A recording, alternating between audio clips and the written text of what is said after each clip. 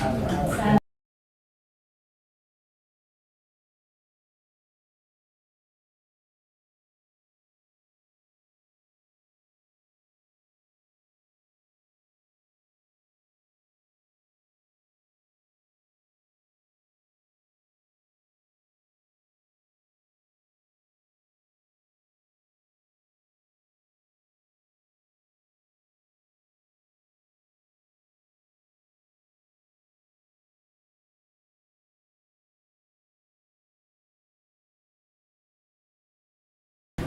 just, the things go automatic, everybody goes in and, takes care of it. And then they, so, one of the first things we know, we just got the, everybody kind of info on the marshals and then we'll see about that. So do we have to get the calls or?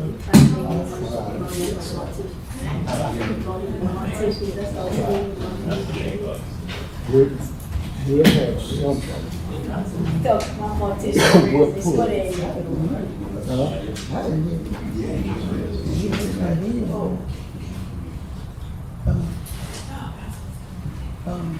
Road.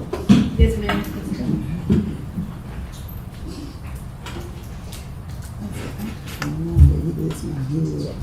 No, it's, let me see that.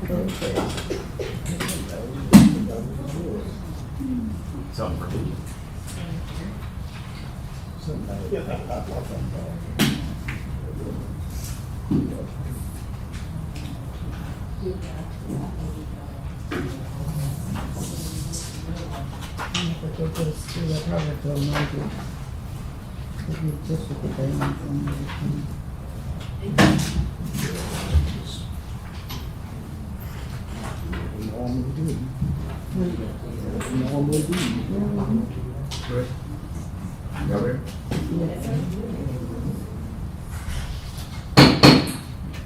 Regular meeting of the mayor and the city council, City of Florida, Louisiana, days Wednesday, September 11th, 2024.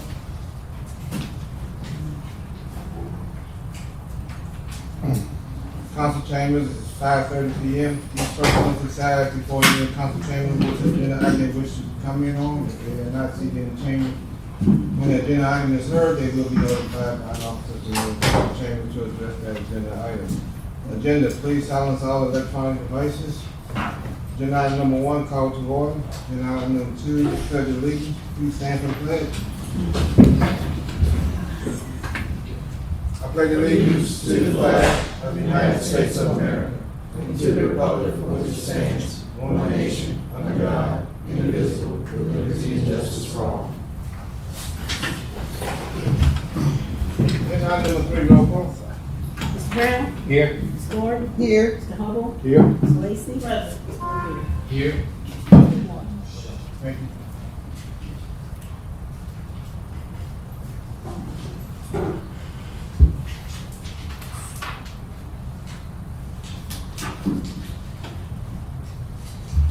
Okay, council, I need to amend the agenda to add an item authorizing the council to award the phase 3 road project to the lowest bid. Mr. Aricall is here to present that bid to the council. Second. I got a motion by Councilman Brown, second by Councilwoman Ford. Any objections? Hearing none? Mr. Brown? Yes. Ms. Gordon? Yes. Mr. Hubble? Yes. Ms. Lacy? Yes. Mr. Riviere? Yes.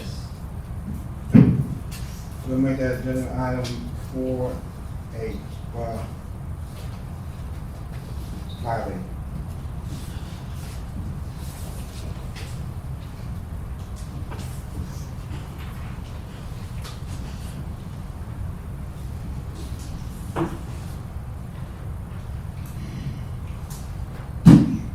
All right. Agenda item 4, approval of minutes of the regular meeting of August 14th, 2024. I move. Second. Motion by Councilman Brown, second by Councilwoman Gordon. Any objections? Hearing none? Mr. Brown? Yes. Ms. Gordon? Yes. Mr. Hubble? Yes. Ms. Lacy? Yes. Mr. Riviere? Yes. Motion passes. Thank you. Agenda item 5, public comments. Comments from the public are allowed in enforcement of the Louisiana Revised Statute Code 42:11, section 2 through 34, and specifically limited to agenda items to be considered during the meeting. 3 minutes per person at 15 minutes per topic. We have one person to sign up.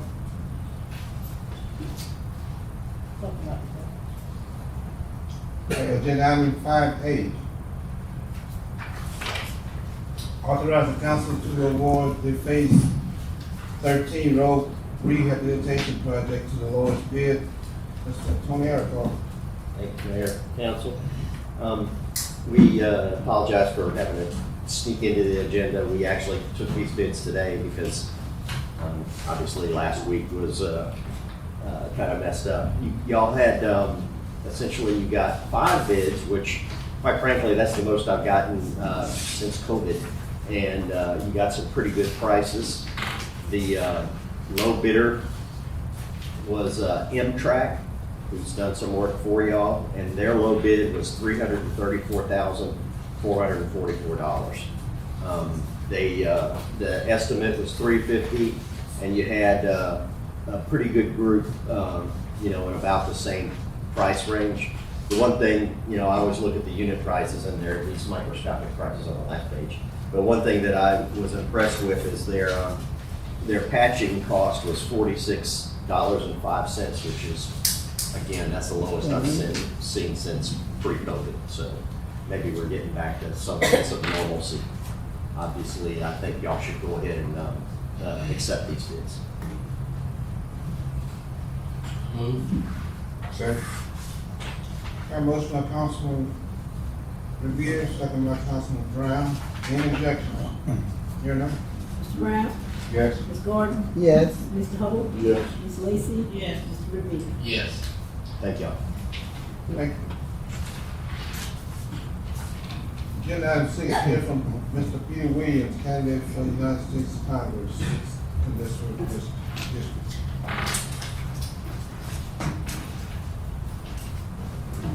Good evening. Good evening. And thank the mayor and the council, and you don't mind, I'll try and turn a little bit so I can address the audience. My name is Peter Williams. A lot of you may have seen me before. I ran for Congress before in 2014, the same particular race with Edwin Edwards and Gary Green. Most recently, Commissioner of Agriculture, 2019. And you might wonder why I ran these races.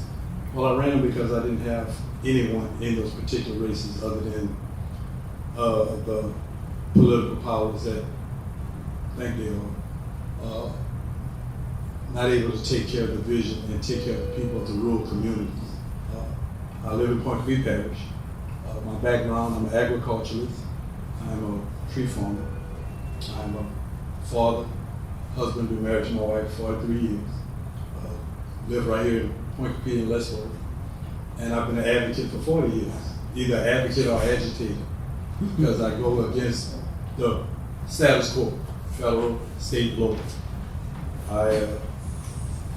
Professionally, I advocate in 7 major points: agriculture, health, housing, education, transportation, recreation, and incarceration. Not the point of locking up, but prevention and intervention. I asked and I called to come, and I appreciate you all getting me on short notice, because it's important that I be seen and heard. And if I'm going to be the congressman, I need to be able to see you today, after November 5th, in 2 years during my process. And the reason I came is because this is a great opportunity. Some people say it was a political map, some people say it was vengeance.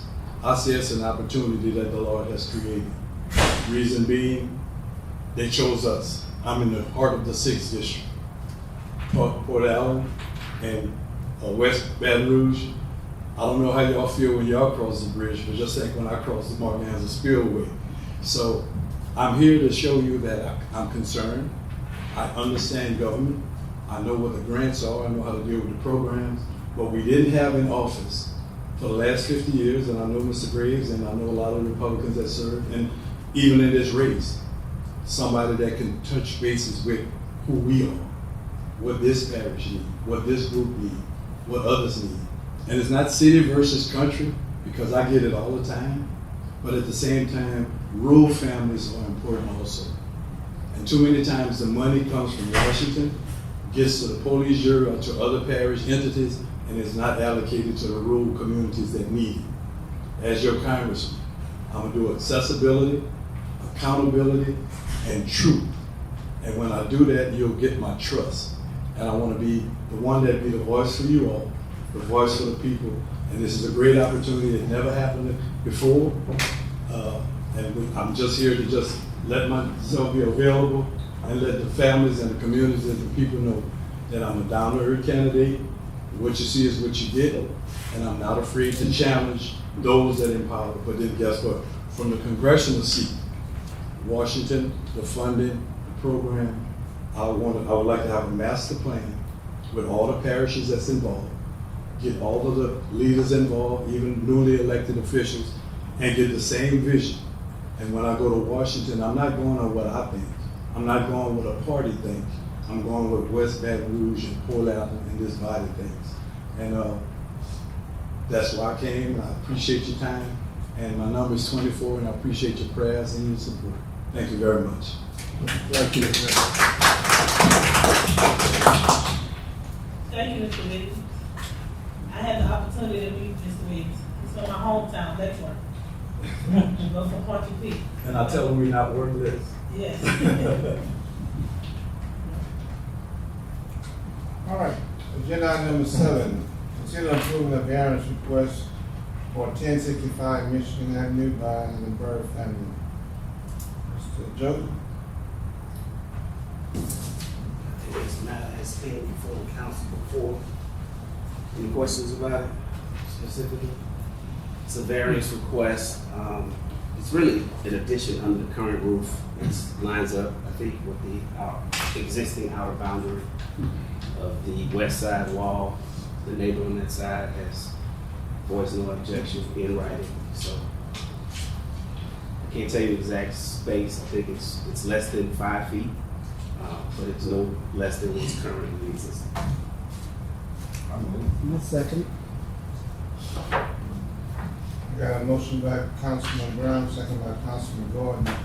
The only thing I'm gonna request is that those documents, you copy those documents so they can be filed and sign off by.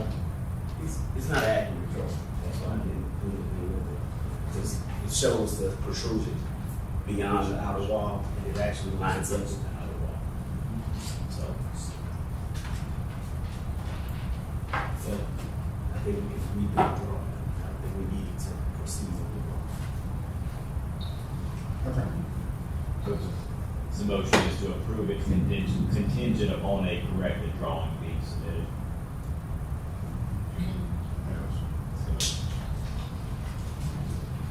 All right. So who Motion. have, excuse me. So Lynn, so he has to get his architect to do the drawing, or you have to do it, or they have to do it, or explain it while he's here? It's currently, it's completed essentially. So Right. I thought I had taken a picture, but apparently it was not went through. So I'll take a photo, and that photo will show exactly what's existing. So the picture, the drawing that you have now is not accurate? No, I mean, everybody can't draw those 3-dimensional drawings to show exactly what exists, right? So it's just showing the location of the addition, but it lines up with the current wall. It's essentially under the roof that was existing, but it wasn't a wall on the outer boundary. Now it's a half wall. It's like an outdoor space, correct? So Yeah, it's it not is. even a full size wall. It's a half wall with a roof connection that just covers what was previously uncovered space. We're doing this out of an abundance of caution because it is a partial wall, but it does not extend beyond the current wall that was in place prior to the addition. And I also went to go see it, and it's an awesome job. Real nice work.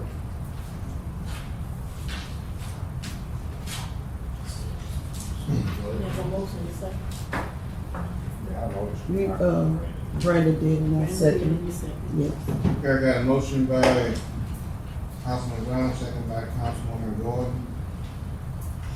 Any objections? Hearing none? Mr. Brown? Yes. Ms. Dorn? Yes. Mr. Hubble? Yes. Ms. Lacy? Yes. Mr. Riviere? Yes. Motion passes.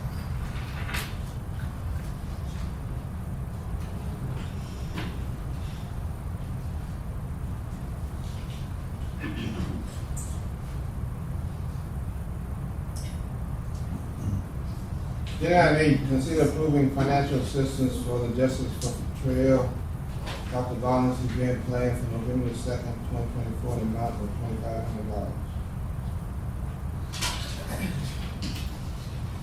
You gonna speak on the roads? Well, they came for the committee meeting, and they made the request, which is same as the one that they had last year. I don't think Ms. Sherman was here, but basically that's what they're asking for assistance from last, that's such the same as last year. Same procedure, correct? Yes, and they will submit the invoices to the city. We doing a cooperative endeavor.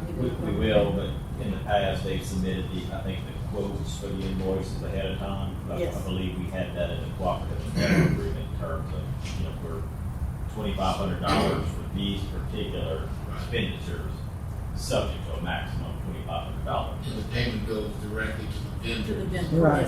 Yes. A lot of the vendors changed last year.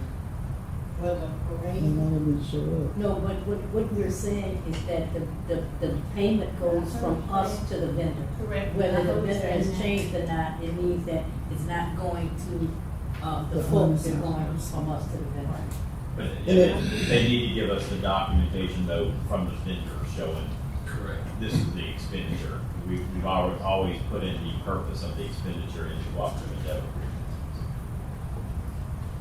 So they do have to sign off for it, correct? The vendors, once they get the check and then let us know that they were there. As part of the cooperative, or no, they don't sign off. They don't sign the cooperative endeavor agreement. We make a payment to the vendors. Now, in the cooperative endeavor agreement itself, it has provisions in there that if the event doesn't go on, or these services aren't provided, if you will, then the organization owes that money back to the city. Okay. But the city never signs anything directly with the vendor. It's just a payment.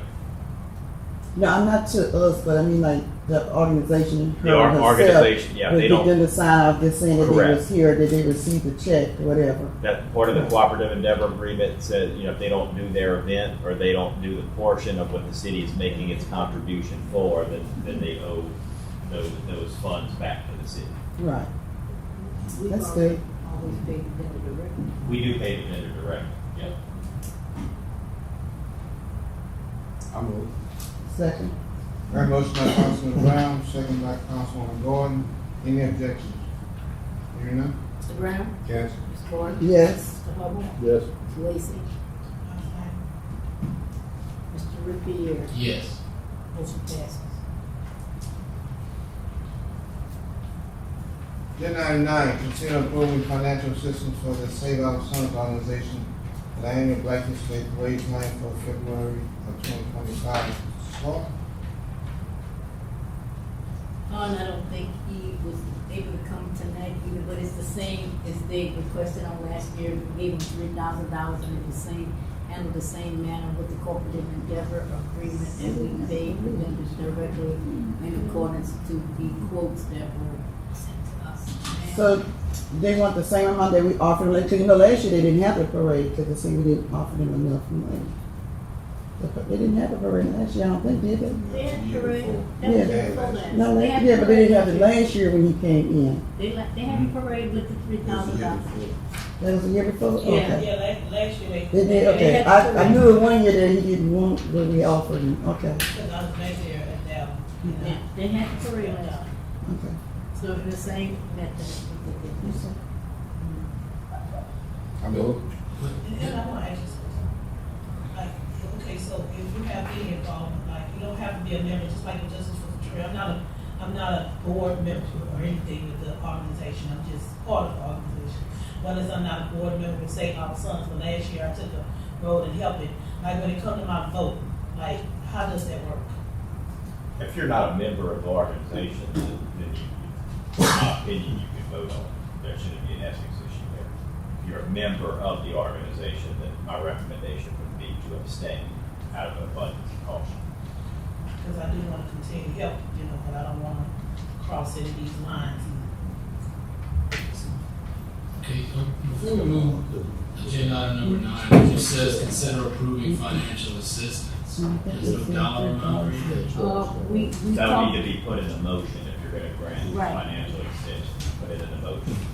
Last year, just repeat this year. and last year was $3,000. Do you want that as a part of the motion? Yeah, specific, more specific, yeah, yes, you got that specific. Is it 3,000? That's What you he put last asked, year. no, is that what he asking for 3,000? Yes. Okay. That's a good question. So, I second. Motion by Councilman Brown, second by Councilwoman Gordon. Any objections? Hear none? Mr. Brown? Yes. Ms. Gordon? Yes. Mr. Hubble? Yes. Ms. Lacy? Yes. Mr. Riviere? Yes. Motion passes. Thank you. Agenda item 10, consider introducing an ordinance to modify the certain zoning requirement for downtown mixed-use district. Kevin? Okay. You should have a draft ordinance, council members, in your package, Check number 10. in item number 10. Again, this is just an introduction tonight, and what this ordinance is attempting to do, as requested by the mayor, there are several properties located in the DMU zoning district that are basically being used as single-family detached dwelling structures, single-family home. Technically, that is not a use that's allowed in DMU, neither single-family nor, I forget the other one, is allowed in DMU. Now, these structures were there, they were existing prior to the time that the city passed the zoning ordinance in April 13, 2016. So the issue is that you have two basically single-family houses on what is one legal lot. The issue is that, again, if you try to subdivide those properties, because that's the issue, that people want to subdivide the property, basically create two lots out of what is now one single lot. The issue is that if you subdivide those two lots, now you would have two lots, both of which are non-conforming under your ordinances. I had some language in there that as a grandfathered exception, they would be allowed to subdivide their single lot into two separate lots, as long as each of the lots satisfy the minimum lot size for R3, because R3 appears to be what most of the houses around the DMU are zoned. The mayor brought out in a meeting earlier today, though, that more than likely neither of those two lots would satisfy the minimum lot size for even R3, which, the issue of, okay, could we create grant a variance for that, but the ordinances also don't allow you to grant variances on lot size, on minimum lot size. You can on setbacks and that type of stuff, but not minimum lot size. So, what I will probably propose for final adoption is an amendment to the document that you have in front of you, such that they will be allowed to subdivide if the council and planning and zoning commission approves. But just understanding that if they do subdivide, you're going to have, neither of those subdivided lots are going to meet the requirements of either DMU or R3. So, these particular property owners, have they approached planning and zoning, or this is just? I think one did. No, they just, gave us a request, to the mayor and to Mr. Jones. Where is located? They're in the DMU zone, which I think they're both within a block of each other, correct? Correct. One's on Maryland and Jefferson, the other one's on Jefferson and Georgia. Maryland, Jefferson. One fronts Georgia, and the other one is in the corner. Corner who? of Maryland and South Lake. Yeah, Well, right now they can't do it. They can't do it at all. The request that they presented is prohibited by the ordinance. And it's very likely that this ordinance is not gonna solve the issue, as Mr. Alvarez stated, because the current zoning ordinance requires 50-foot minimum frontage and I think 7,200 square feet for all three lots. So one of these properties only has 90 feet on Georgia, and that is the direction that they will be attempting to do the subdivide. So it's almost impossible. So, yeah, so essentially you're gonna grandfather these properties and say, okay, forget about anything about what the ordinances say now, we're just gonna let you subdivide so you have two separate lots. Yeah, from a practical standpoint, you got, these houses are not like in deplorable condition, so you got, nice structures, two nice structures on one lot. Either, they'll never, either they're gonna have to tear down one of these nice structures, which they probably would never do. More than likely, they'll just continue to have two structures on one lot, for foreseeable future. Can you repeat that? 'Cause the ordinance that you drafted, I thought it said that the lots had to meet R3. Yes, but then in my meeting with the mayor today, he mentioned that even if they subdivide, it's not gonna comply with R3, so that's not gonna work. That's why I mentioned that, I'll have to have another written amendment to this ordinance for consideration at final adoption. And under that written amendment, the ordinance, the new properties would not be required to satisfy the requirements for an R3. They're not gonna be required to satisfy anything, essentially.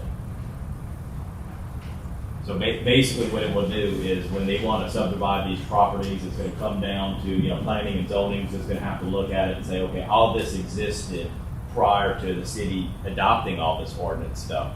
So we're just going to grandfather this situation in because, again, it was there before the ordinances came into effect. And then from there, of course, planning and zoning's decision would go to the council. So, ultimately, the city through planning and zoning and through the council, you're going to be able to look at the properties, take a look at them, see what you're getting, and make a decision on it one way or the other. But basically, there's no way that we can see where that you can subdivide and tie them to some kind of requirement under the existing ordinance structure adopted in 2016 because the properties just aren't going to be big enough to do that. Lacy, can you have the physical address? Well, one is 439 Georgia Avenue.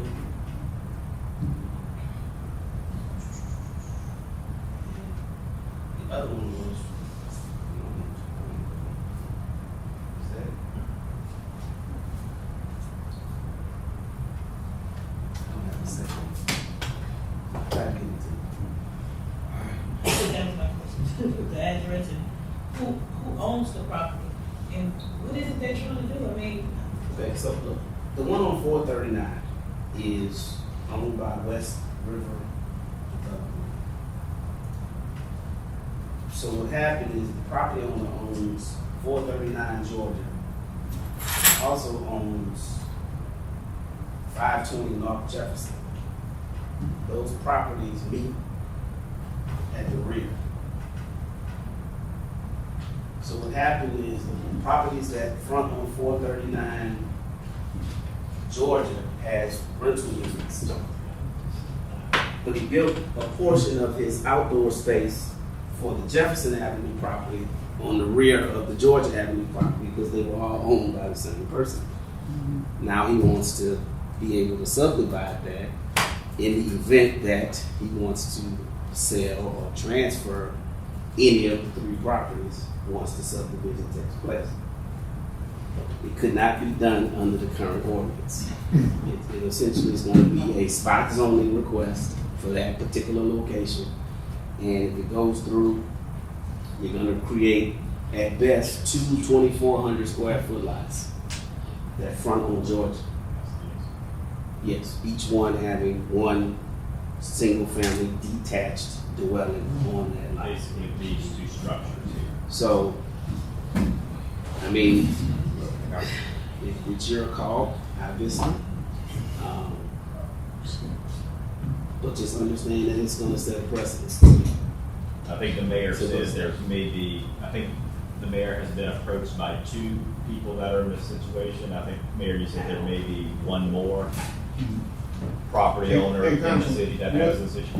What you gotta understand too is currently is the houses sit there about this.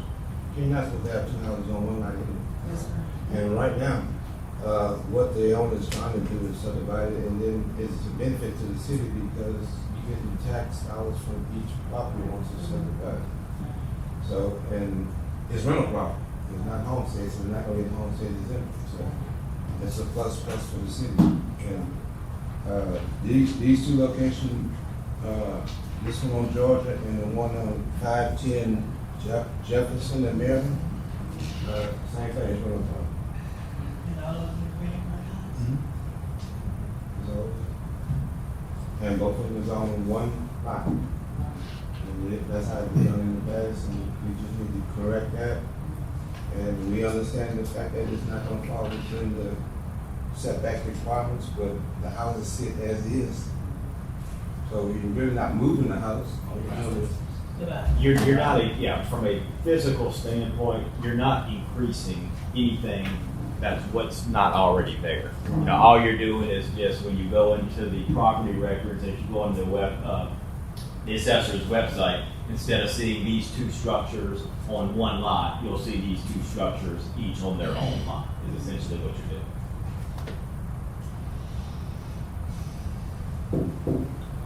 It's just an introduction, all right? This is just an introduction, yes, and like I said, you know, based on my meeting with, I drafted this yesterday, based on the meeting with the mayor today, you know, this is not gonna suffice because the lots aren't gonna satisfy R3, so I would have some additional revisions, that I would suggest at next month's meeting.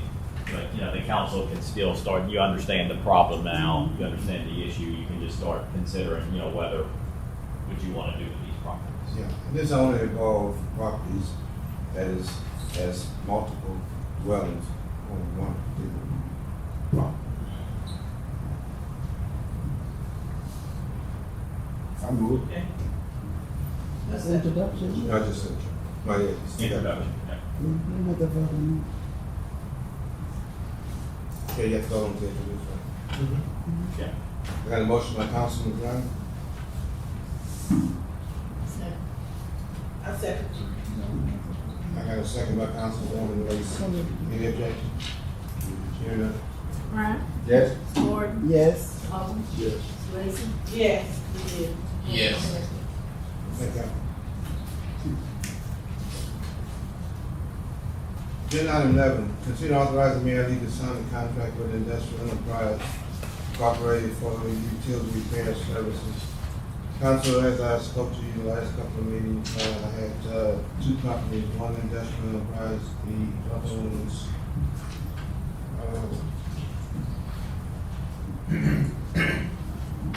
TMV.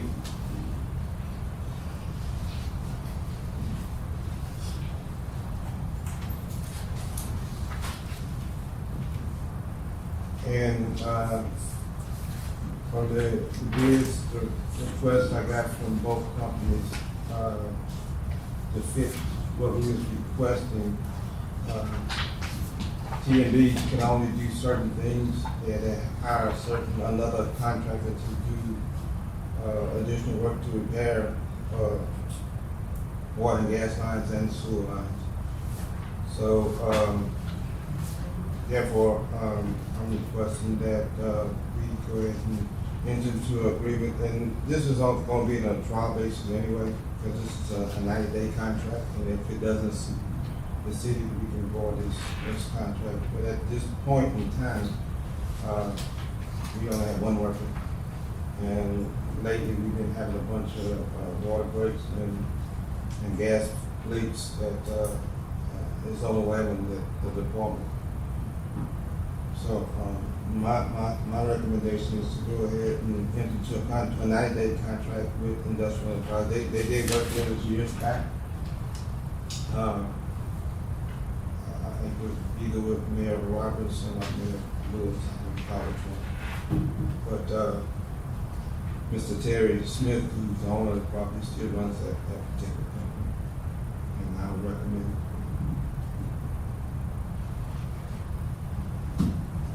it.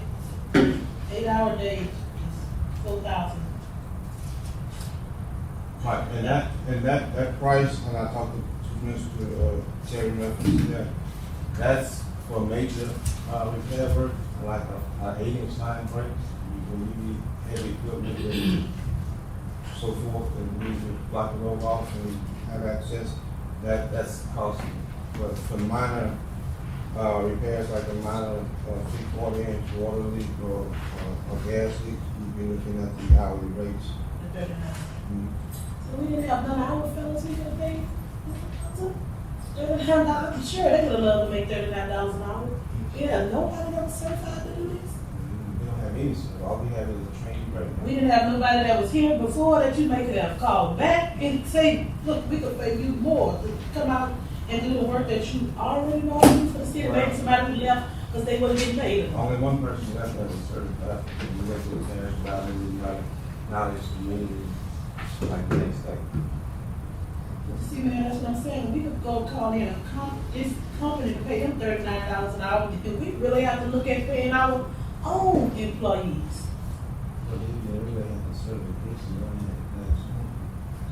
that. So Mayor, with the 8 hours a day, if they don't work 8 hours, they don't get paid, or this 8 hours, whether they work 2 hours or not, you have to pay them for the 8 hours? Yeah, it's prorated. All right, okay. And we're not responsible for insurance or time, none of the stuff No, that it's wasn't just- so you know, declared. Most of it's gotta be done in the West End. New services. Well, the new service, right now I have a company, Southern Underground that's handling that until we can sign this contract. And it's just a 90-day trial, correct? Yes, ma'am.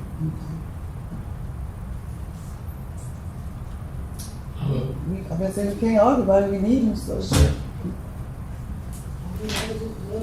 else would Well, we are back against the wall right now.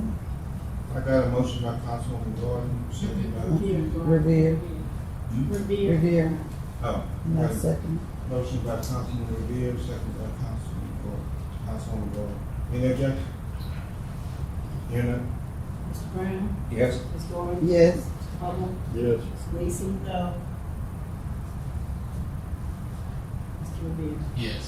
Motion passes. Agenda item 12, consider authorizing Mayor Lee to hire Lacy Murray as a utility operator training in the water and gas department at step grade 109A, effective June period of September 12th, 2024 to September 25th, 2024. Council, Mr. Murray came to me this week. He retired from Baton Rouge Water Works. He don't have his operator certification, but he does have experience, 14 years of experience in connecting water.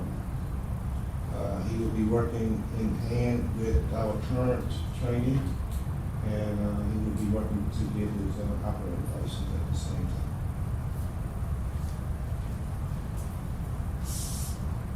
I move. Second. Got a motion by Councilman Riviere, second by Councilman Brown. Any objections? Hearing none? Mr. Brown? Yes. Ms. Gordon? it's funny. Mr. Hubble? Reason for abstaining, Ms. Gordon? Oh, he's, family, married in family. Mr. Hubble? Yes. Ms. Lacy? Yes. Mr. Riviere? Yes. Motion passes. Agenda item 13, consider authorizing pay increase from step grade 110H to 110J for Kevin Garland upon successfully complete his training and performance evaluation to operate the vac truck. This increase will become effective during the pay period of September 12th, 2024 to September 25th, 2024. And council, this is the new vac truck that we operate. Kevin works in water and gas department, roads and drainage department, and he's cleaning up the storm drain. beneficial to the city, and Kevin has been efficient in not voting. I'll make a motion. Second. A motion by Councilman Gordon, second by Councilman Brown. Any objections? Hearing none? Brown, Yes. Gordon, Yes. Hubble, Yes. Lacy, Yes. Riviere. Yes. Motion passed. Thank you.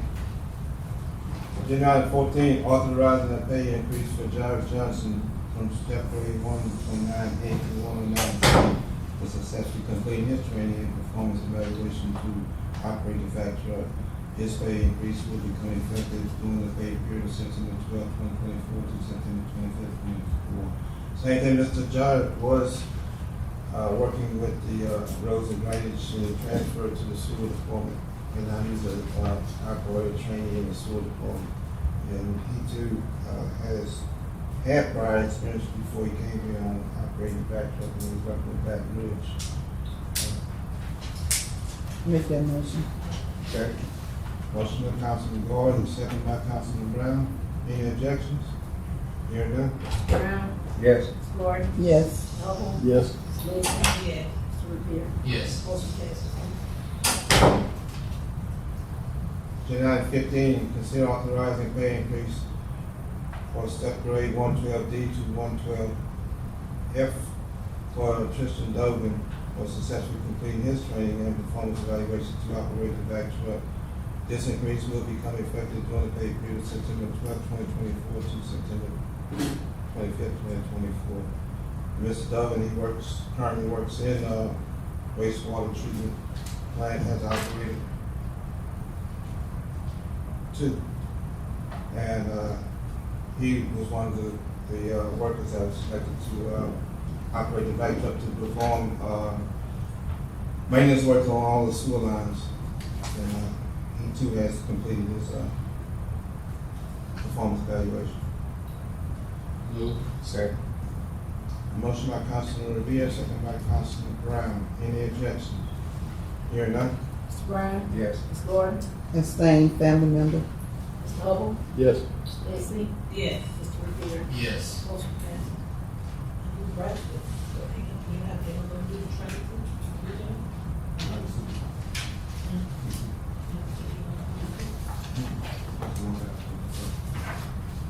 Hey, before you go on, I was waiting for you to get all that truck. You know that thing's fine. That's right, if people haven't seen it, that thing is fine. Is it brought out just when needed, or is there a systematic plan on like a quadrant of the city, just keep going and flushing? That's the hopes and plan, but with the way we've been so shorthanded, we haven't been able to actually plan each section of the city. We've just been tackling those areas that we get complaints, or those areas like you get a heavy rain, you know we need to go out there and flush those lines out. As far as the sewer treatment plant, they do it whenever they have a clock issue, or in fact, one of our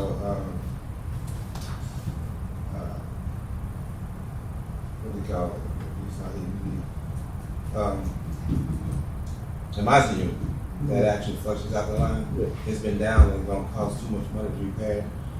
So we've been using the vac truck to in place of that duty, but we gonna look at investing roughly about $10,000 to put that back online, because that's the newer MISA unit that we have.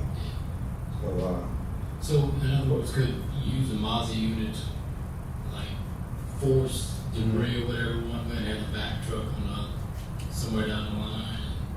Yeah, you can operate it in that manner. Right. The vac truck can do all that itself, because it has both attachments on it. But I just wondered if maybe family line, we can do a systematic. Right, and that is the plan, is, and in fact, I talked with Darryl in reference to that, is that he needs to take each quarter in the city Yeah. and each one of the storm drains and get them all cleared out, and don't wait until an event Yeah. happens. That's good. That's good. Truck is still fine. Yeah. Alright, agenda item 16, consider authorizing the mayor to temporarily appoint Darrell Lewis to perform supervisory duties in the water and gas department until the return of Hannah Landry. He will move from 114J to 114 N. The pay increase will be retroactive to August 6th. And council, what I'm asking is that, Mr. Lewis been, working day in, day out. We don't have a supervisor in water and gas, and you get handling both water and gas and roads and drainage. And the roads and drainage crew is, it's 10 members plus the 3 that we hire part-time. And in addition to that, he also got experience in gas. He's licensed gas operator, so anytime we got a water and gas call, he has to go out and reach one of those calls. And that's until Mr. Landry comes back to work. And I think he got another 4 weeks before. So we just give him a full step increase? Yeah. Do you have to do all that with a full step increase? Well, that's what I offered the last person, so I just use the same. Yeah, same, yeah. He accepted? Yes, ma'am.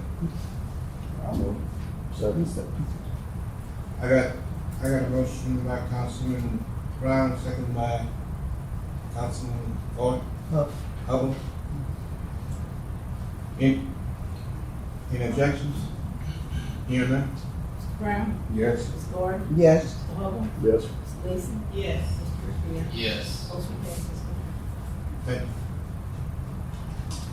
Agenda item 17, consider approving a pay increase for Eric Jackson in the water and gas department from step 109A to step 109B. And council, this is Mr. Jackson moved from roads and drainage to the water and gas department back in December, and it kind of slipped through the cracks. And this pay increase is going to be retroactive to, I think, May. From 8 to 9? Yeah.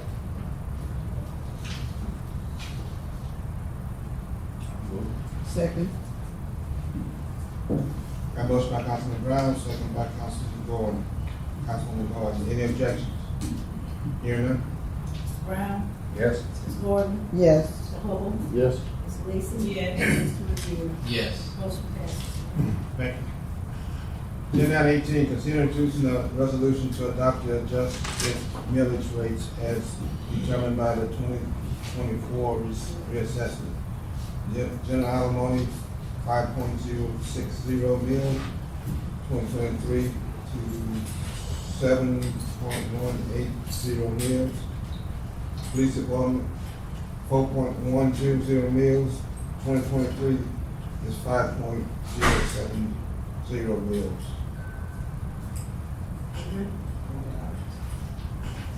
Mr. Aiken. Good evening, council members and the mayor. Every 4 years, the assessor is required by law to reassess the property values as they occur in 2012, 2016, 2020, and 2024. So you should have a document in your packet that I forwarded to the municipal clerk that included there that the property values for the previous 4 years were at 46 million. We're looking at the second.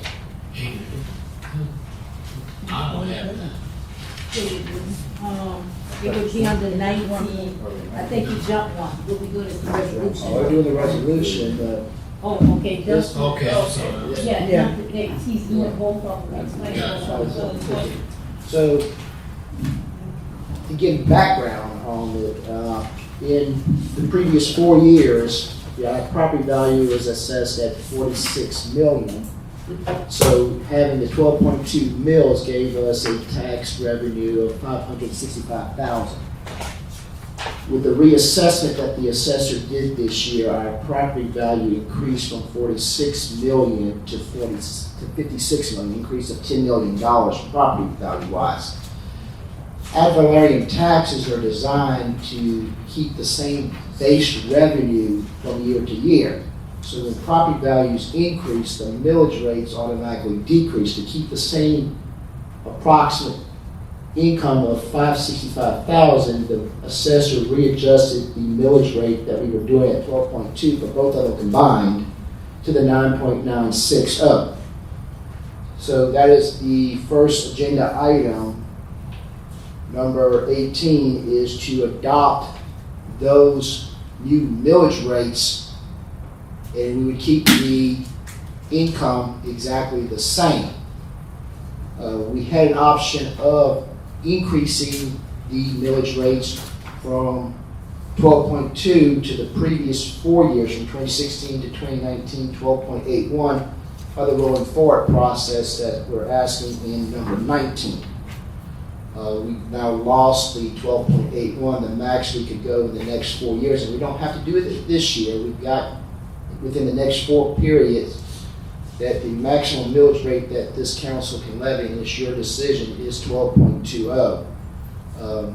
You don't even have to go up to the 9.960. You can choose a rate even less than that. Anything above the 9.960 requires, where we're going in number 19 on the agenda item, to roll forward, and it is a very complicated process that we had to get the roll forward. So the first one on number 18, because I don't want to talk too much about number 19 till we get to number 18 first, unless I can talk about both of them together. Can I? Or do we have to No, get them? take them separate. Take them separate. That's what I thought. So number 18 is just a resolution, and it's an introduction, because if we do roll forward, the taxing authority, the Louisiana Tax Commission, Louisiana Legislative Auditor, wants both items on the same agenda voted on at exactly the same time. Resolutions generally only require 1 meeting. Ordinances require 2. The second one is an ordinance, so we're not going to actually be voting on the resolution tonight for number. No, not even on number 18. We would just be introducing. Normally we would vote on a resolution, but we need to have both votes on the same agenda item, my understanding. Now, y'all can decide y'all don't want to do number 19 altogether. We can just do number 18, be done with it, resolution like we've always done, and I will send the paperwork to the municipal clerk to forward to the Louisiana Legislative Auditor that we're going to go 9.960 and be done with it, and everything is there. But we've got to at least introduce it that we're going to do what the assessor says to keep our tax base the same. That would be having the millage rates of 9.960 combined for both of them. I would also like to remind you that the police department line item is going to have to go before the voters again next year, because it is an elected tax that the voters vote on, and it's been renewed for the last 2 years. It's every 10 years. So the last, in 2015 and 2005, I think it first started, my notes, in 1985 was the first election. So regardless of what we do with the police department, it will be changing, or could possibly change next year when it goes back to the voters. So, what? That would be, I think, in number 19. So I don't, when we actually talk about. All right. Well, going from 9.960 that keeps our revenue of $565,000 the same, increasing it to the max that we can get, going back to the 12.2 would get a revenue total of $692,000 ballpark, which is an increase of $127,000 between the two. $74,000 for the police department maintenance department, general alimony for the the Port Allen general government, and then $52,000 for the actual police department for Chief Hicks to use at his discretion, since that would go straight to the police department's budget. Well, to me, I only see property values increasing, over the foreseeable future. I have no crystal ball or anything, but, so if the 9.960, if we go with that, it's gonna generate what we had last, it'll generate the same amount that we had last year. Am I looking at this correct? That is correct, yes, sir. Okay. My understanding from the assessor and my understanding of the tax millage documents in the workshops, yes. So, 18 is simply to adjust the millage as recognized by Right. the assessors to keep revenue the same. And because property values went up, your millage rate actually goes down. But It's gonna generate the same amount of money as what it has in the past. so are we, is it within our, discretion or whatever to maybe go somewhere in between the 9.960 and the 12.2? That is my understanding that you could, anything between the 9.96 and the 12.2, you can decide what you want. You can even decide if you want to go less than 9.96. But I'm just giving you all the options. Yeah, I just see 4 years from now, properties are assessed, reassessed, whatever the language is. I just see, the number going up again. I mean, probably we see in 1 year, total value went from 46,300,000 to 56,000,000, almost 800,000.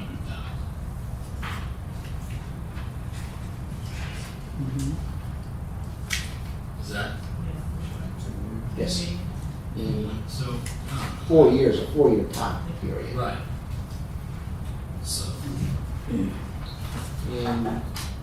a general frame of reference Now, to, we move now, you got push it within, down, push the K down. you can push the roll forward the agenda item number 19 down the road to next year, but when 2028 gets here for reassessment, if we haven't chosen anything above the 9.9 would become theoretically the highest we could get millage rise, assuming that the property values either stay the same or increased. You would lose any without going to the voters for If you don't roll election. up, you lose the ability to roll up to that amount. that becomes the ceiling for a year. Yes. Our ceiling the last 4 years was 12.81. When we didn't roll forward within the last 4 years, our ceiling became 12.2. And in 2020, the matter that came before the council, my understanding is they decided not to roll forward because of COVID, to give everybody a break, not tax them anymore.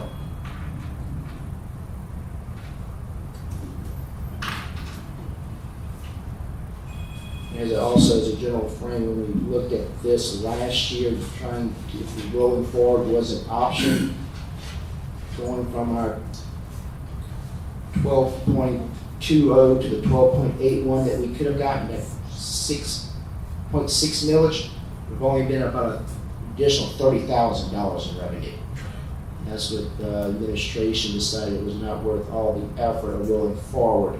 Rolling forward requires publication in both the West Side Journal and the Advocate at least 30 days before you have the public hearing on this said item, giving out press releases to all the news media and journalism, posting it on our website, et cetera, et cetera, et cetera.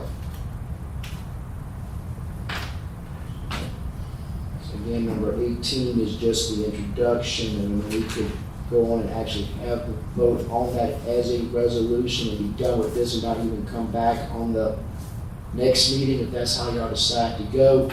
But if there is any indication of rolling forward, even anything above the 9.9, we have to vote on both items together for the tax thing. So y'all could vote 18 as a resolution, but we would still have to come back before the council with the resolution next month on number 18 because the taxing authority wants both items on the same agenda, not two separate meetings.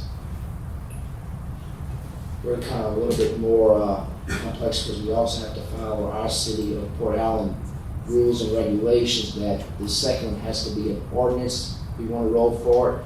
Taxing authority says that they can just be resolutions. They don't have to be ordinances, but our operating bylaws says that it has to be an ordinance for us. So we've got to follow both our city of Port Allen ordinances and the taxing authority, the Louisiana Legislative Auditor and the Louisiana Tax Commission to roll forward if we so decide. If you so decide as a council.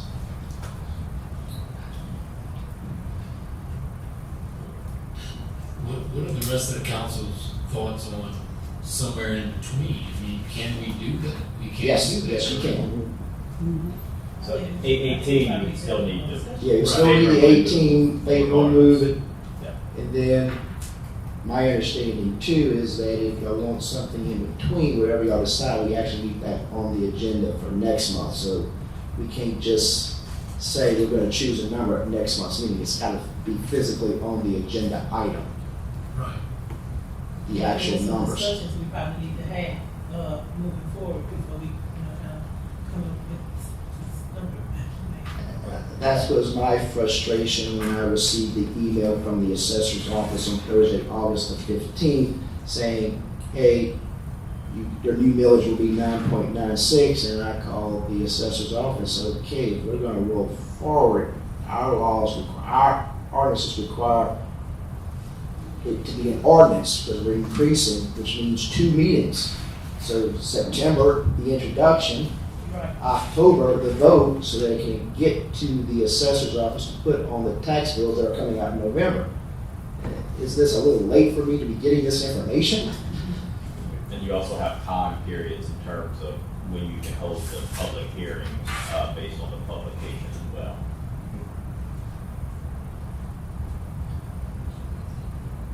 So we're saying regardless, we need to look at passing a resolution. Or at least if we want to roll forward any amount, then we're just introducing the resolution, because the resolution would have to be voted on with the ordinance of going above the adjusted millage of 9.9. If they don't want to, if the council's in no favor of rolling forward at all this year, we want to keep it at 9.96, we can vote on the resolution tonight. Number 19 will be tabled, I believe, and not even voted on, and we're not even going to be considering it in October. But we'll consider we'll be stagnant in the next 4 years because we didn't go up. You know, you have within the next 4 years, you can do the roll forward process next year or the following year. Anything above 9.960 will require the roll forward, and the maximum roll forward it would be to 12.2.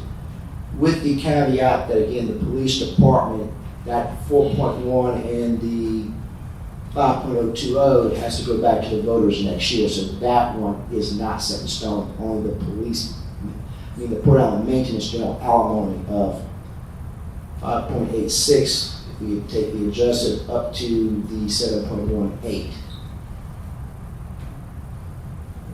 And you do not have to do it this year, you can wait till next year, you can to use one person's kick the can to the next council that gets elected, that seats down in. But they will also be dealing with the election to renew the police department's ad valorem taxes.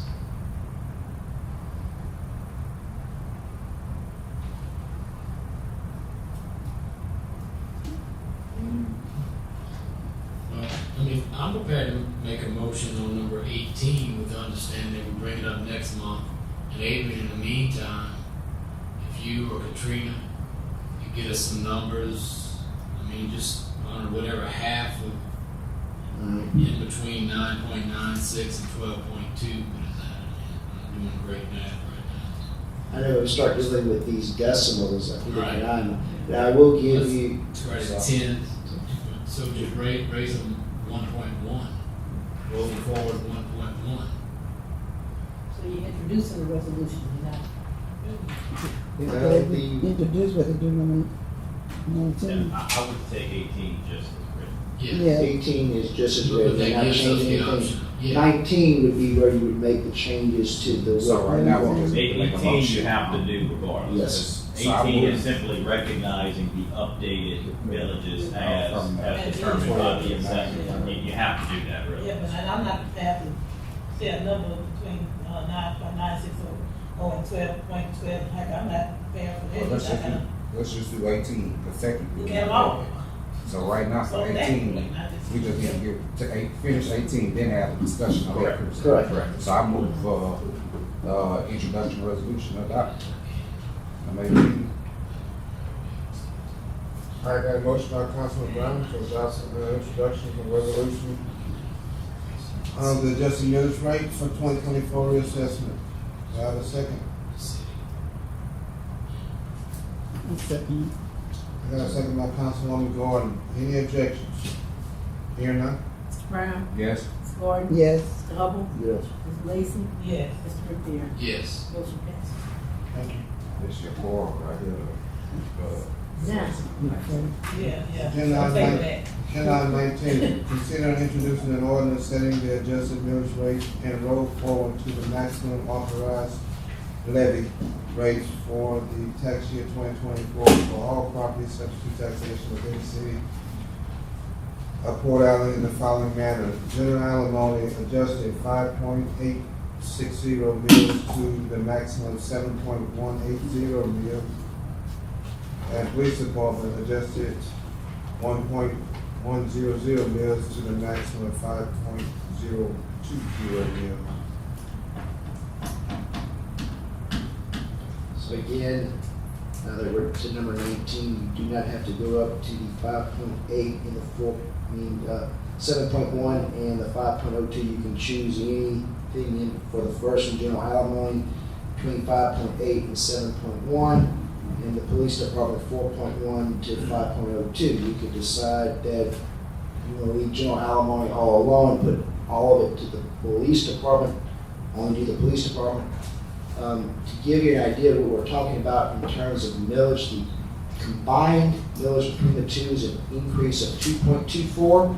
That means $2.24 per $1,000 of an assessed property value. So if your property value is valued at $300,000, you're assessed at 10% of that. So you're only paying taxes on $30,000. So at $2.24 for $30,000 of assessed value is $67 extra in taxes. And that's for the max, for the. That's the maximum. That would be the maximum. Right? Yeah, that's what I'm saying, that's about, get down in the middle. So, if I may, Go ahead. because I'm administering this budget, I asked for the money, so, we need the money, period. Your budget been in deficit for the last several years.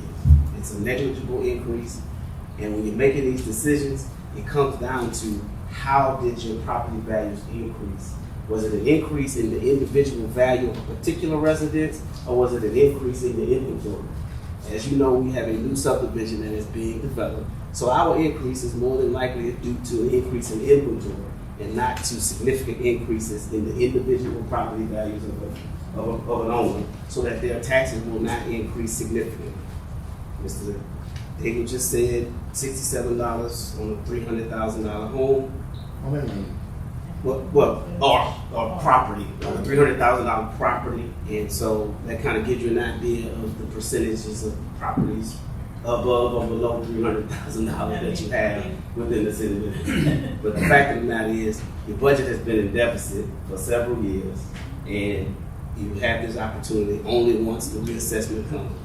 And every property owner has gotten a notice from the assessor that told them what their change in value is, because it's required to be set by law. And nobody's here to complain. So I would suggest that you consider rolling the millage forward, the maximum, because you need the money. In this particular city, I've never seen so many people who are relying upon city services, even when they're not due, but yet they don't want to pay for it. I mean, you get what you pay for at the end of the day. And I know I'll be the bad guy, no problem, because we need the money, simple as that. So. One other thing that I did ask Ms. Kate earlier this week, if I understood correctly, ma'am? No. If the senior citizens 65 and older have the special assessment where their property taxes are frozen, this rolling forward millage will not affect them at all. Their property values were frozen, so they would actually be paying the same amount of taxes that they paid last year if we roll forward to the maximum. If y'all decide not to roll forward at all, they would actually be getting a little bit of a tax break.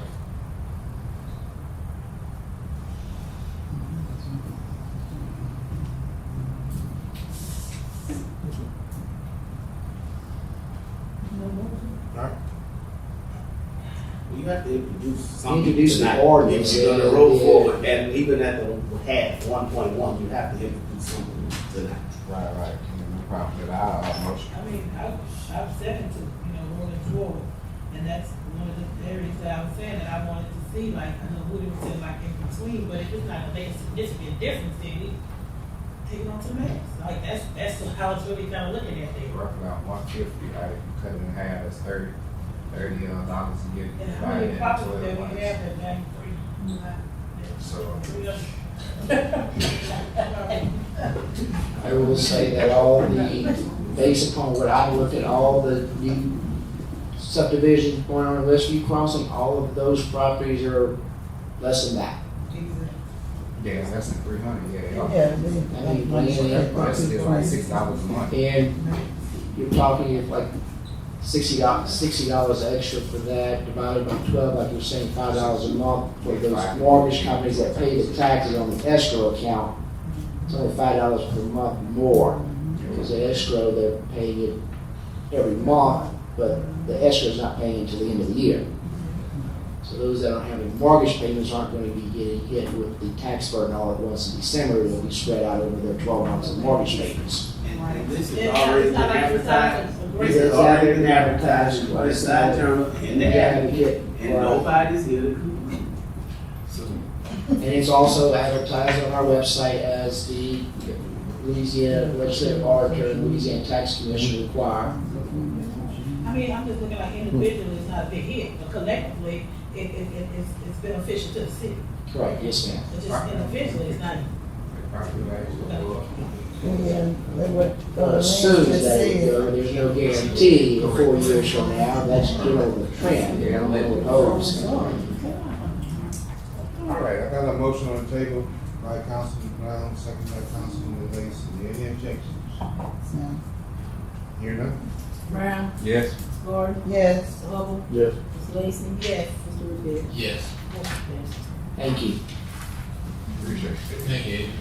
You are on to the next committee. Agenda item 20, public hearing to obtain views regarding the ordinance to increase the current fee rate for BFI Waste Services, DBA as Republic Service of Baton Rouge by 4% from $26.16 per month to $27.21 per month per household.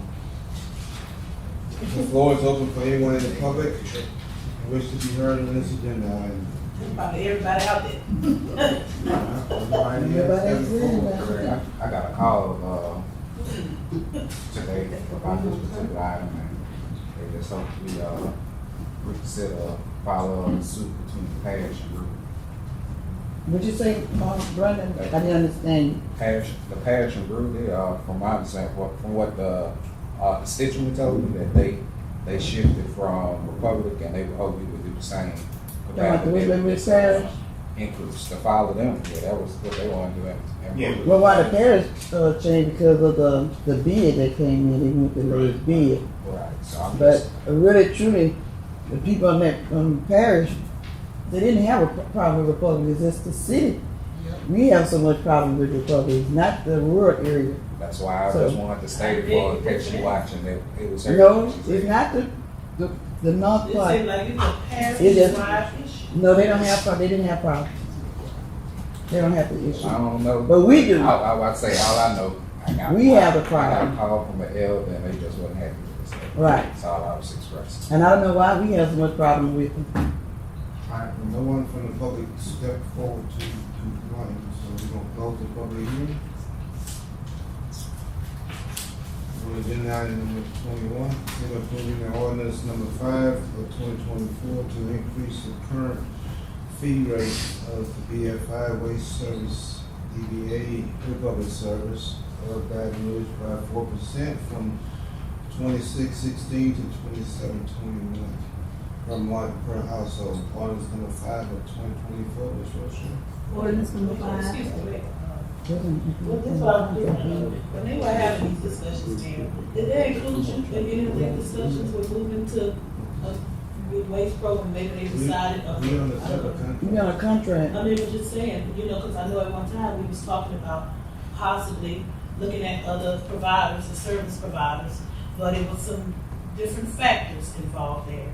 So even this, when they maybe was considered Waste Pro being a company that could serve the city of Port Allen, like, did you have any idea, did you know anything about Waste Pro, or have any type of information even about the company? No, I didn't personally.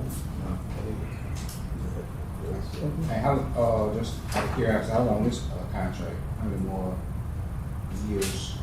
I'm not sure, I haven't looked at the contract and see. I think y'all might have been last week. We did last year, huh? 21, maybe, I think 21, yeah. No, maybe we did last Probably, year. Yeah, 5 years, Yeah, it's it years was like a left. 5-year contract, maybe 2 years left. I suggest, And the increase is contractual. It's in the contract. It increases every year. So. But you can withdraw from the contract and put it back out for bid. But you know that it just requires a certain level of notice. It's either 30, 90 days, something like that. yes, the contract needs to be checked, because sometimes Did these he contracts penalize? have provisions in there where if you're gonna not renew, which if you're not gonna not renew, you gotta tell them, hey, we're not gonna renew, we're gonna put this out for bid. You gotta tell them that sometimes it's 30, sometimes it's 60, sometimes it's 90 days ahead of time prior to the contract end date. And then if you don't do it within that time period, 90 days out, it automatically renews for another, 5-year term. And I think that's what we were supposed to do last time, look at the contract, when we talked about this, like, kind of look at the contract and look at those defined areas where we do have, that understand on what the contract stipulates. I was with the compensation clause, and still haven't changed. Yep. And I voted no before, so my vote still not gonna change either. So what's the? So we're on 21 now. You've read the clerk has read the ordinance, correct? I'm trying to read it now. Okay, we can roll. Ordinance number 5 of 2024, an ordinance of the city of Port Allen to increase current fee rates of BFI Waste Services doing business as Republic Services of Baton Rouge by 4% from 2616 to 2721 per month per household and for related matters. And you should have an ordinance in your package for that item. The city's ordinances have never specified an exact rate in terms of what the garbage collection is, unlike other fees. The intent behind the ordinance, whenever it was adopted prior to our tenure. But the intent behind that ordinance was it was always supposed to be a pass-through. In other words, whatever the contractor hired by the city is charging the city, the city splits that up, and basically the resident or commercial property owner pays that cost. The city does not make a penny off of the garbage collection. In other words, the city is it's simply a pass-through. The language in the ordinance was a little bit. There was some troubling things in there, so what we did is we cleaned it up. So as you will see in the revised ordinance, it still does not set a per dollar fee, because we don't want to have to go back and amend the ordinance every time there may be a yearly cost adjustment. So it's still tied to under the revised ordinance that it's going to be a straight pass-through. In other words, whatever the third-party contractor is charging the city, that's going to be divvied up between the residential and commercial customers, and each one will pay their respective share of that cost. So the ordinance, of course, it does twofold. You're amending the ordinance just to reflect that it is a pass-through, and the contractor also has invoked its right under the contract to go ahead and request its yearly 4% increase, basically as the cost of doing business increase. So approving this ordinance is going to then make it set to the rates that are proposed in the agenda. What about not approving it? Was remain at 2616, and what's any repercussions from it? Well, it's not approving it. Again, it is contractual. That is built into the contract. So if the city does not approve the rate increase, then I guess theoretically the city would have. Yeah. In fact, Well, the city has been absorbing the cost since July. Wow. So, We got rid of that. and then theoretically, the contractor could have a breach of contract claim against the city. Okay, and that's the thing here, we like the middleman, basically. Correct. Well, we get the bulk of it all, we get the heat, we get it all. So, I don't understand the accountability for them. How are they being held accountable? If we just the pass-through, but if everything falls upon us, if We're- there's any fees, if there's any, It's a financial pass-through. Now, the contract between the I'd rather people do it themselves at this point. and some areas do that, but, the contract is between the garbage collection company and the city. But from a financial standpoint, it's a pass-through in terms of, the city is not supposed to make any money. The city is not supposed to lose any money on the garbage collection. In other words, it's supposed to be simply, the citizens pay the bare minimum required to provide the garbage collection in the city. The city not supposed to make money, the city not supposed to lose money. Correct. They supposed to make all the money, not provide all the service. Then the city lose money, that's how it's going though. Right. I don't know if the finances What I'm are. saying, that's, Since August, we've been, flipped the bill, so. That's tough. I don't know if you understand, I don't think trash has been picked up since last month, some places. That's not, but all the trash, first of all, let's distinguish between trash and garbage. Okay, garbage, as far as the cans, is separate from trash piles, and all the trash piles you see are not supposed to be picked up. According to the contract, it's only certain items. If a person is engaged in construction, for instance, they're supposed to obtain a dumpster for that. If a homeowner cuts down a tree themselves, they can put that on the side of the road. But if they have a contract, the contract is supposed to dispose of that stuff. So a lot of that is not just cut and dry as to Republic non-performing. And you also have to understand that the contract has terms in it that, force majeure, act of God, mechanical failures, all of those things are extremely possible when you're dealing with the kind of equipment that they're dealing with. So it's not perfect. It's not, but I do recall at the time that this contract was entered into, they were the only game willing to play ball. Now there apparently are other vendors available, and the contract is a 5-year deal. You renew it in 21. You have to give them 6 months notice. So I suggest you start having some conversations with 6 months notice to terminate. Have some conversations with the new vendors and see where they are. You have to set up, you got to rebid the services. But I don't think they complain so much about the trash pile. I think it's the trash can not get the garbage not getting picked up. No, regardless, I'm just, but that was, I think that distinction needed to be made. First of all, I'm not saying it's perfect at all. We know that there are issues, obviously, but you have to look at the root cause of those issues. For instance, last week during the storm, they suspended operations. Although the storm wasn't set to hit till Wednesday afternoon, they suspended Wednesday morning operations because the landfill closed. They don't own their landfill, so they had no way to dump the trucks, once they filled up, so they would not have been able to complete the route anyway.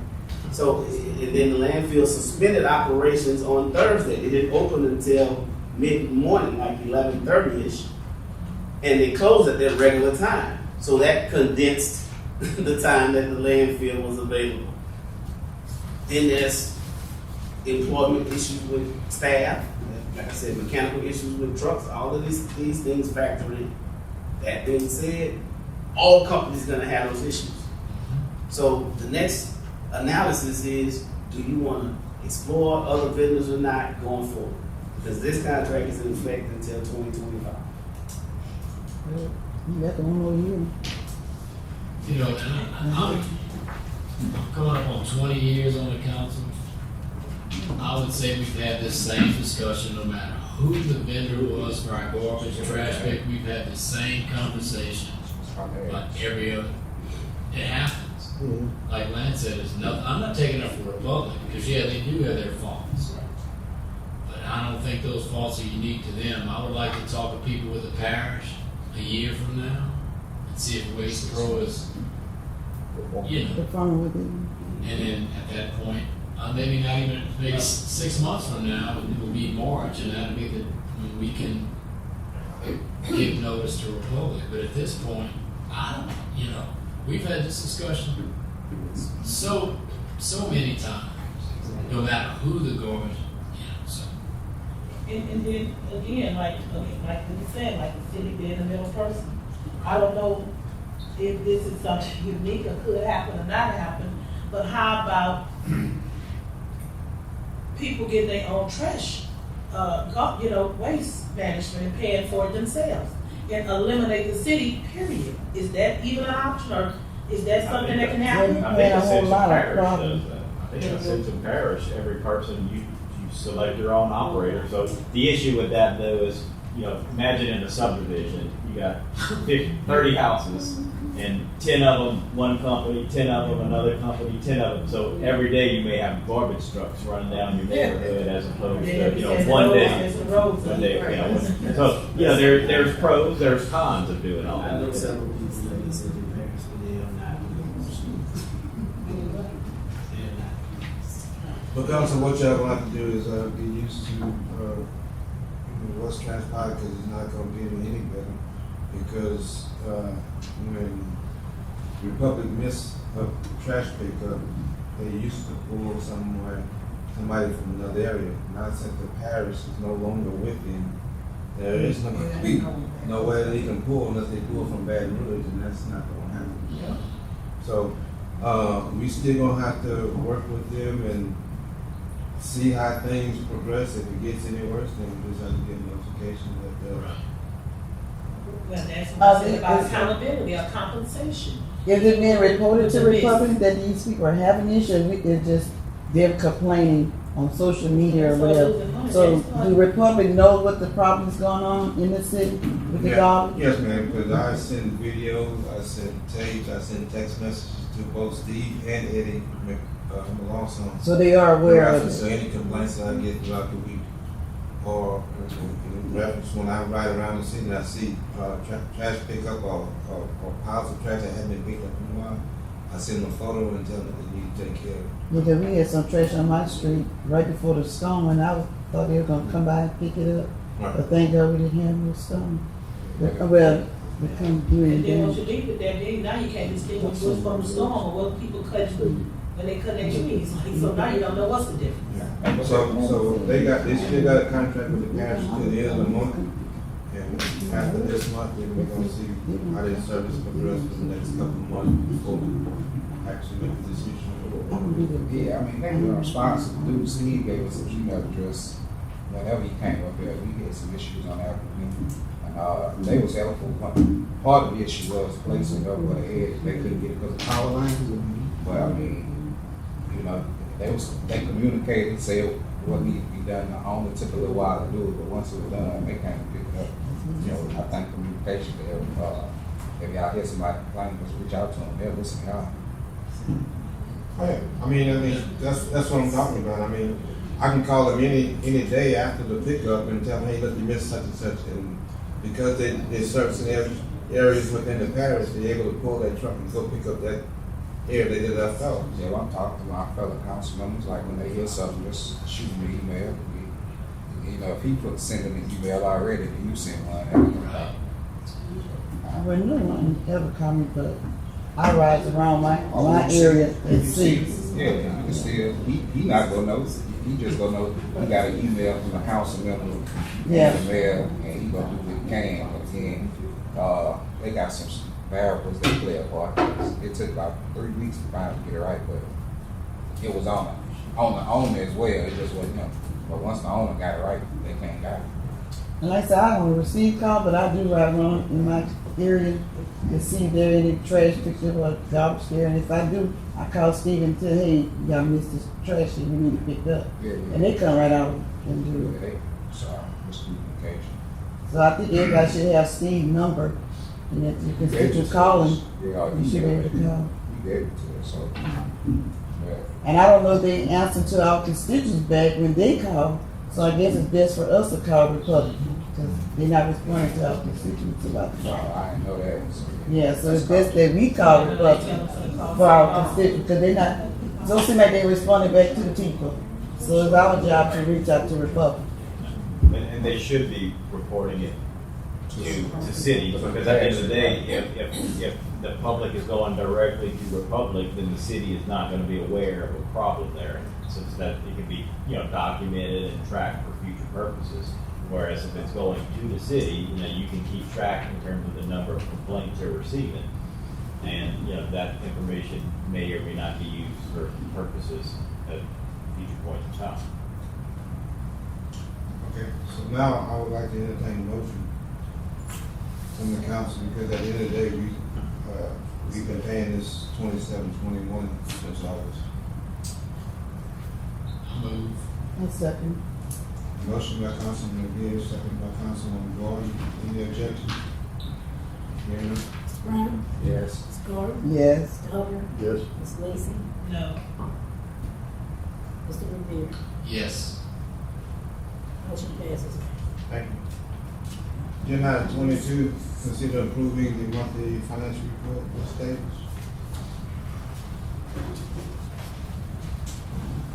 I move, it's just acknowledgement, right? Now, proceed. I presented the report last month. And again, this is just saying that you all did receive the report, I gave the report. Right. All right, thank you. David, don't forget about it. Agenda item 23, condemnation proceedings. None of this time, Eric.